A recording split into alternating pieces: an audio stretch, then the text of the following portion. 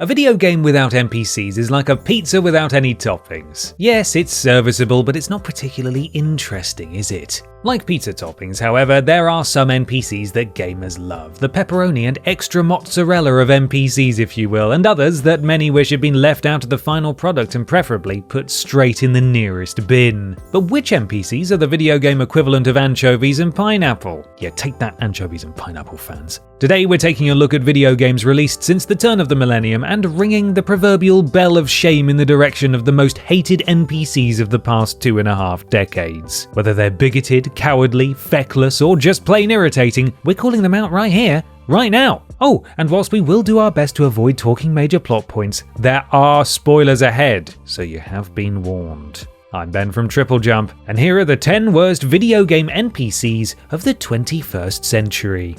Number 10. Pierre, Stardew Valley. We're kicking off today's list with an NPC who is less egregious than most, but still a massive thorn in players' collective side. I am, of course, talking about Pierre, the smug shopkeeper from Stardew Valley. While he's not evil or anything, Pierre is one of the worst human beings on the planet. Yeah. Not only does he buy the player's produce and sell it on at a ridiculous profit, but he also tries to pass said produce off as his own. When he's not taking credit for other people's hard work, Pierre can be found being a bit of a sexist arse towards his daughter, whom he believes should set aside her dreams of adventuring in favour of helping out around the house. Players' biggest pet peeve about Pierre, however, is the fact that he closes his shop every gosh darn Wednesday. Now, we understand that everybody needs a day off from time to time, but you can't really be complaining about JojaMart taking all of your business when you're not willing to open for a full day every week. Hire a couple of extra staff, you buffoon.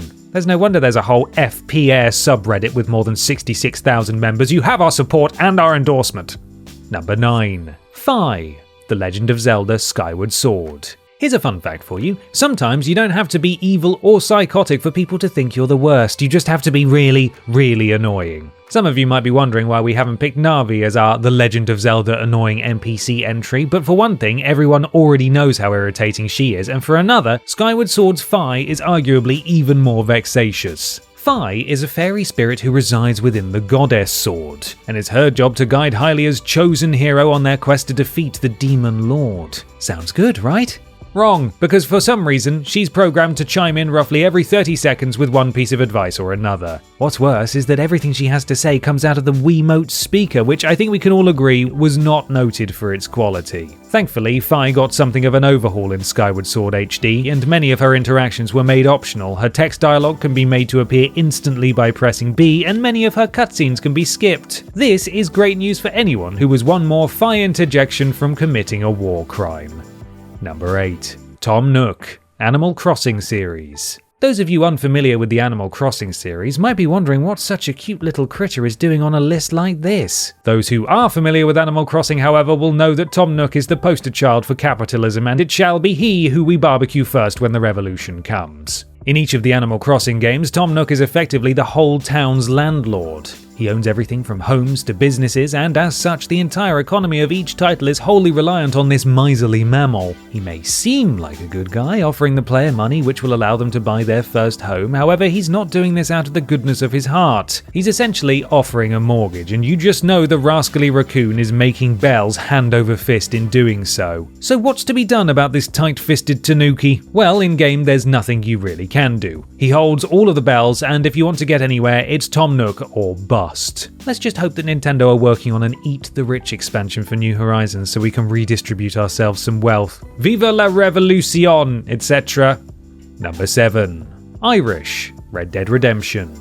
Before we get into this one, we should probably point out that when it comes to bravery, we here at Team TripleJump are probably no better than Red Dead Redemption's Irish. If a brawl breaks out at our local pub, we'll probably just be sitting quietly in the corner and keeping our heads down. Still, we expect more from our video game characters, and we will be judging Irish accordingly. Players meet Irish during the A Frenchman, a Welshman and an Irishman mission, where protagonist John Marston finds two blokes attempting to drown Irish. Knowing what we now know about the guy, we sort of wish we'd left them to it. Drunk 99% of the time, lazy, prone to spouting tall tales and running his mouth, and above all, a complete coward who can only be relied upon to not be around when he's most needed, most Red Dead Redemption players would argue that Irish is the absolute worst. We imagine many were probably thrilled to discover that after ditching John, the man to whom he owed his very life, and buggering off to Nuevo Paraíso, he accidentally shot himself while doing his plops. And if that's not karma, I don't know what is. Number 6. Mindy. Pokemon Diamond/Pearl/Platinum. We come now to another video game NPC who is so detested by gamers that there's an entire subreddit dedicated to players' hate of her. I am, of course, talking about Pokemon Diamond, Pearl and Platinum's Mindy. If you've played a lot of Pokemon, you'll know that the humble Gengar is a fantastic addition to any Poké roster. You'll also know that they're an absolute pain in the ass to get a hold of due to the fact that in most Pokemon games they can only be evolved through trade, meaning you'll need either a friend or NPC willing to offer you a Haunter. So imagine players' surprise when they meet Mindy in Pokemon Diamond, Pearl and Platinum, an NPC who's willing to trade her Haunter for the low price of one Medicham. Sounds like a great deal, right? Wrong, because this duplicitous demonette has done something so sneaky, so underhanded, that many players still curse her name almost 2 decades later. She's forced her Haunter to hold an Everstone, an item which prevents it from ever evolving. Thankfully, this trade isn't required to complete the game, so those in the know probably sleep very soundly at night knowing they've denied Mindy her coveted fighting type. The rest of us, though, we're still salty. Number 5. Eric Sparrow. Tony Hawk's Underground. We imagine being a pro skater is quite hard work. The constant risk of injury, the fickleness of sponsors, trying to decide which design you should have on your board. Sounds tough. It's even worse for the protagonist of Tony Hawk's Underground though, because they've got their supposed friend Eric Sparrow to contend with. At the beginning of the game, Eric is the player character's pal, but it quickly transpires that he's a selfish jerk. Over the course of Thug, he becomes more and more of a pain in the neck, picking a fight with a bunch of drug dealers which forces the duo to leave their hometown, forgetting to sign the player character up to an important skating event, doctoring footage of a sweet trick and then using said doctored footage to get himself promoted to pro status, and even getting the player arrested by Russian authorities after drunkenly stealing a tank in the Russian capital. His only motivation is bringing us down, seemingly for no real reason, and is only even interested in skating for the money rather than a genuine love for the sport. Put it this way, with friends like Eric Sparrow, you certainly don't need enemies. Number 4. Isolde. Dragon Age Origins. Ask any parent and they'll tell you it's not an easy job at the best of times. Small humans need an awful lot of care and guidance, and raising one is a great deal of pressure. If you've got a magical child on your hands though, especially if you live in a world where people are somewhat wary of magic users, then good golly do you have some tough decisions to make. Such is the quandary of Dragon Age Origins Isolde. This absolute numpty is the mother of Connor, a young mage, but unfortunately she's rather ashamed of the boy's magical talents. Fearing embarrassment, she decides to hide his abilities from everyone, including her own husband. This would be fine if it weren't for the fact that Connor's lack of training gets him possessed by a demon who starts sending hordes of the undead to attack their village. Dumb. Not only this, but she also initially fails to disclose the possession to the warden, instead blaming Connor's teacher Joan for the atrocities. Double stupid. Her own pride not only gets her son possessed, but also gets a whole load of people killed, and for that, we think she's more than deserving of her spot on this list. Stupid, stupid, stupid, stupid! Number 3. Wulbren Bongal. Baldur's Gate 3.